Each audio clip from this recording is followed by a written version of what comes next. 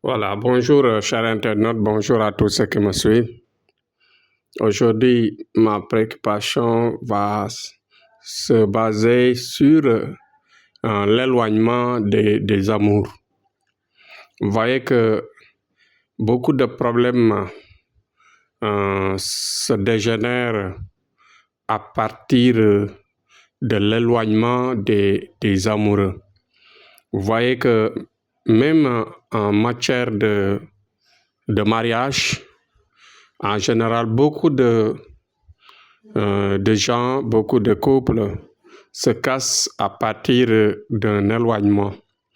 Vous voyez que le métier est bon.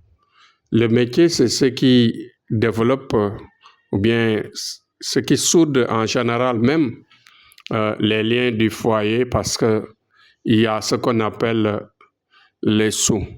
Parce que quand on ne travaille pas, on ne peut pas subvenir à ses besoins et on ne peut pas, bien sûr, s'assurer pour les repas, les factures, tout ce qui organise la famille, tout ce qui organise le foyer, comme par exemple même la scolarité des enfants, la santé des enfants et même parfois l'alimentation dans sa juste mesure.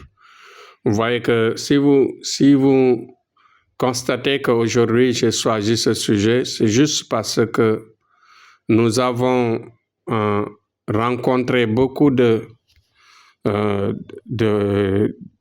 situations pareilles où, par exemple, des couples se sont éloignés, par exemple, à cause du travail, à cause des familles, ou même parfois à cause des raisons de famille d'origine.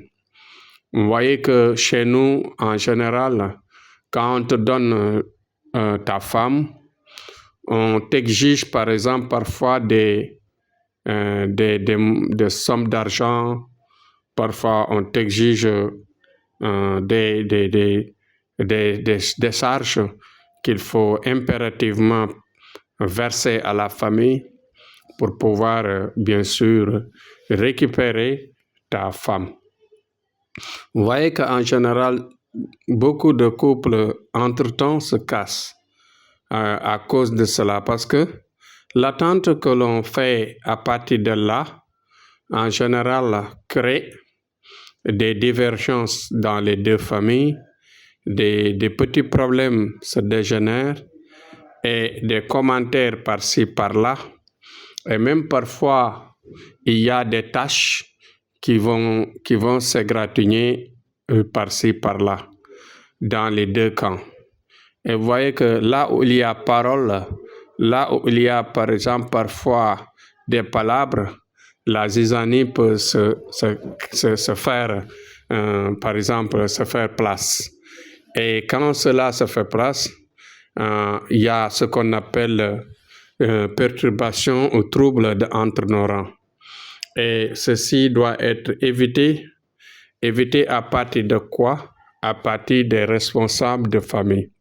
Les parents doivent prendre conscience de cela parce que si on leur avait fait cela, si on leur avait mis dans ces conditions-là, ils n'auraient pas eu nos mamans et jusqu'à bâtir ces foyers que nous avons observés ici et là dans nos sociétés. Vous voyez que tout est question de réalité. Nous avons des réalités, chacun de nous. Personne n'a la même revenu ou bien la même chance ou bien les mêmes pouvoirs, même les mêmes possibilités de gestion, d'économie, de pouvoir, de conscience, d'éducation et même parfois de niveau. Et tout ceci doit être pris en compte dans la mesure où, par exemple, Une société s'organise dans des différences. On doit s'accepter dans nos différences. Si par exemple, il y a par exemple une personne de faible moyen qui a pris notre jeune fille, nous devons accepter la réalité divine, c'est-à-dire en acceptant cela, soit peut-être les accompagner financièrement, les accompagner moralement, et de tout faire pour les rapprocher. Mais si on ne les rapproche pas, tout en, par exemple, mettant les choses coriaces, c'est-à-dire de toujours demander ces exigences-là, cela peut entre-temps créer des divergences et que même parfois, si cela se réalise, ces décharges-là, après avoir s'approché, des petits remous peuvent se créer petit à petit, par exemple, et se développer jusqu'à parfois créer des égratignures entre les relations. Et vous voyez que les petits problèmes, souvent, ce sont ces petits problèmes qui se développent et deviennent de grands problèmes. Parce que les humeurs ne sont pas les mêmes et les éducations. Et même parfois, les dignités ne sont pas les mêmes. Il y a des gens qui n'aiment pas, par exemple, qu'on les rabaisse, qu'on parle sur eux, qu'on parle de leur faiblesse, qu'on parle de... Ouais, c'est pourquoi, en général, si les parents n'accompagnent pas les relations, en général, les jeunes n'ont pas l'expérience qu'il faut pour bien sûr faire une bonne vie familiale, fonder une famille d'avenir, etc. Donc, beaucoup de gens, bien sûr, ont subi ces difficultés-là. C'est pourquoi aujourd'hui, je viens souligner cela, apporter ma pierre dans l'édifice, c'est-à-dire de voir comment donner les conseils pour que les parents accompagnent les jeunes et que les jeunes aussi prennent conscience de cela, se préparer davantage du côté des filles comme du côté des garçons pour ensuite s'approcher juste après le mariage. Et aussi quand on s'aime et que le mariage n'est pas encore réglé, de tout faire pour accélérer le rapprochement, pour bien sûr rapidement faire souder bien sûr la relation.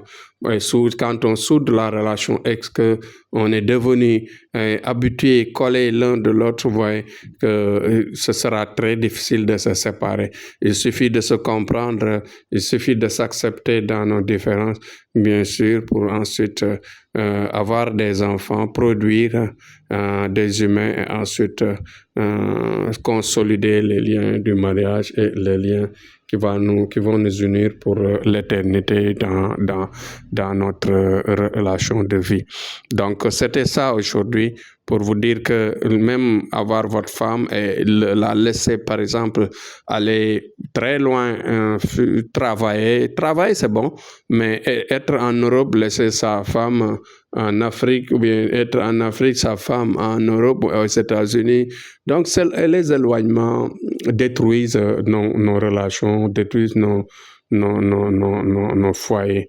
Donc, rapprochons-nous l'un de l'autre pour consolider nos familles, consolider nos mariages. Voilà le mot. Donc, c'était ça aujourd'hui. Demain, on revient sur un autre sujet. Je dis courage à tous et que Dieu nous accompagne dans nos foyers et nos relations. Merci. À demain, c'était Tchana Amadou.